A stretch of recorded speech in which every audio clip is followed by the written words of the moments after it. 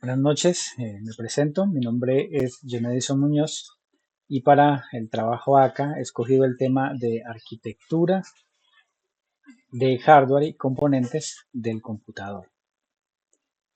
La arquitectura de hardware de una computadora se refiere a la estructura y organización de sus componentes físicos, como la CPU, la memoria, los dispositivos de entrada y salida de datos y cómo estos interactúan para realizar una tarea.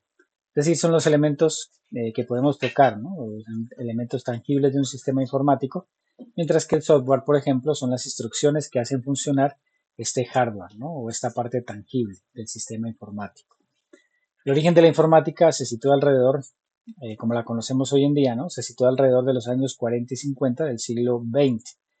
Y la primera generación de computadora funcionaba con válvulas, cilindros magnéticos e instrucciones internas. Eran ordenadores que funcionaban muy lentamente y eran muy grandes, ¿no? Incluso ocupaban hasta una habitación entera. Pero con el paso de los años ha evolucionado y nos ha permitido tener mejoras muy significativas en la tecnología, ¿no? Sobre todo teniendo en cuenta el circuito integrado, los dispositivos móviles y la aparición del Internet. Por ejemplo, un teléfono actual es mucho más potente que la computadora que se usó en 1969 para dirigir la misión a la Luna. ¿Cómo ha evolucionado? Bueno, iniciamos con el ábaco en el año 500 antes de la era común, que aunque no es una computadora como tal, sí se implementó con un fin parecido, ¿no? Que era sistematizar tareas que el hombre realizaba de manera manual, como por ejemplo el realizar cálculos aritméticos o matemáticos. La pascalina también, que usaba engranajes y que muy probablemente en esta máquina se basó la máquina que se utiliza en la película de Enigma. La primera computadora digital se inventó en 1834 y se programaba con una serie de tarjetas perforadas. Y la primera computadora analógica aparece en 1930 y en esta la entrada de datos, para entrar datos se usaba la tensión o la presión hidráulica. Luego es el año 1945 aparece la primera computadora electrónica conocida con las siglas ENIAC, que se usó para calcular tablas de tiro de artillería en los laboratorios de investigación de la Armada estadounidense.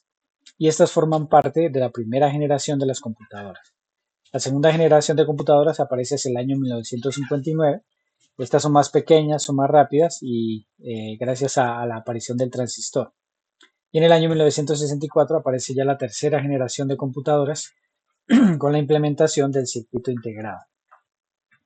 En 1971 aparece la cuarta generación de computadoras con la implementación de los chips de silicio y el poder colocar muchos componentes en estos chips, dando origen a las computadoras personales, ¿no? Se hace mucho más pequeño todo. Y en 1980 se da inicio a la quinta generación de computadoras. La sexta generación de computadoras aparece a partir del año 1990 hasta nuestros días. Y la séptima generación que se avecina tiene como principales protagonistas a la computación cuántica, a la nanotecnología y la robótica. Vamos a ver ahora gráficamente cómo es un computador, sus periféricos y también su parte interna, ¿no? Vamos a verlo primero mediante un juego aquí en EducaPlay. Vamos a ver entonces cómo son las partes externas de un sistema informático. El teclado, que es un sistema de entrada, ¿no es cierto? La impresora, que es un periférico de salida de datos. La cámara también, que es un periférico de entrada de datos. Un dispositivo MP3, que es un dispositivo que nos permite sacar datos de la computadora y tenerlos portátiles. Podría ser un sistema informático también. El lector USB, por ejemplo, que nos permite añadir un periférico o un puerto a la computadora.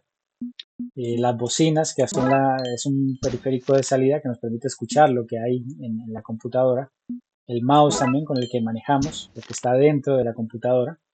Y la unidad central de proceso, ¿no? CPU, que en este caso no es esta, pero sí está contenida aquí, ¿no? En la torre del computador. El monitor, que nos permite ver lo que hay dentro de nuestro computador. El disco duro externo, que también se utiliza para almacenar datos, es un periférico de entrada y salida de datos. Y el módem de internet, que nos permite pues tener la conexión a internet. El escáner también, que es un periférico de entrada de datos. Y la cámara digital también, que podríamos catalogarlo como un periférico de entrada de datos. Y finalmente el micrófono, que también es un periférico de entrada de datos. y perdón, la memoria USB se me quedaba también, ¿no es cierto? Como un periférico que nos permite tanto ingresar datos como sacarlos. Y ahora veamos cómo es la parte interna, ¿no?, del computador, de nuestro sistema informático. Entonces, en este caso, vamos a ver una board, que es una board viejita, que nos va a permitir ver qué tiene nuestro sistema informático internamente. Bueno, aquí, por ejemplo, podemos ver el puente norte, que es el cual nos permite la comunicación entre el procesador, la memoria RAM y los puertos gráficos. También tenemos el puente sur, que es el que nos permite, en este caso, controlar dispositivos de entrada y salida y también las USB, ¿no es cierto? O los discos de almacenamiento. Tenemos el zócalo PCI, que nos permite tener, por ejemplo, tarjetas adicionales, expandir, ¿no? Con tarjetas, por ejemplo, una tarjeta inalámbrica que no venga incluida en la board, ¿no?, que generalmente viene solo con el puerto de Ethernet para el Internet.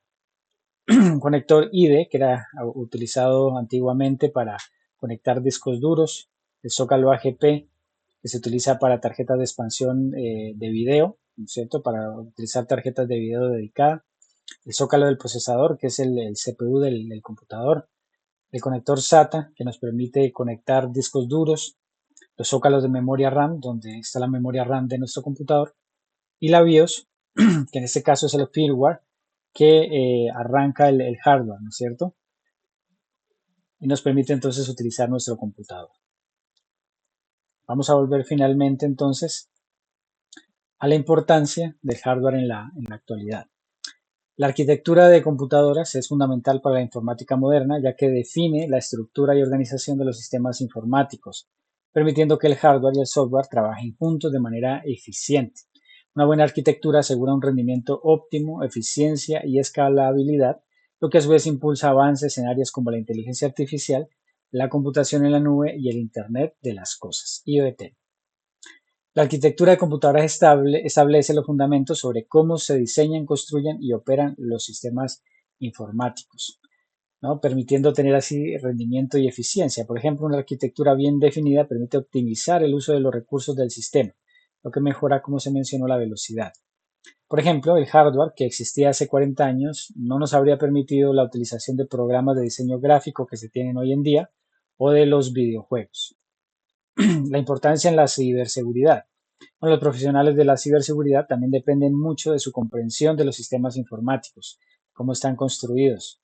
Ese conocimiento les ayuda a hacer frente a riesgos como el malware, la piratería y las filtraciones de datos. Además, con una sólida comprensión pueden diseñar sistemas seguros desde cero. En resumen, es muy importante para mantenernos seguros en nuestro mundo digital en constante evolución, ¿no? Por ejemplo, un ejemplo que me parece práctico en este momento es los discos de almacenamiento o los CDs, ¿no es cierto?, que se utilizan para juegos, para programas. Si una persona conoce cómo funciona el lector de estos discos, puede implementar en el mismo lector sistemas de seguridad que permitan o eviten la piratería, ¿no?, o incluso hacerlo a nivel de software. Y este es mi proyecto acá para esta clase. Muchas gracias, profe, por su atención.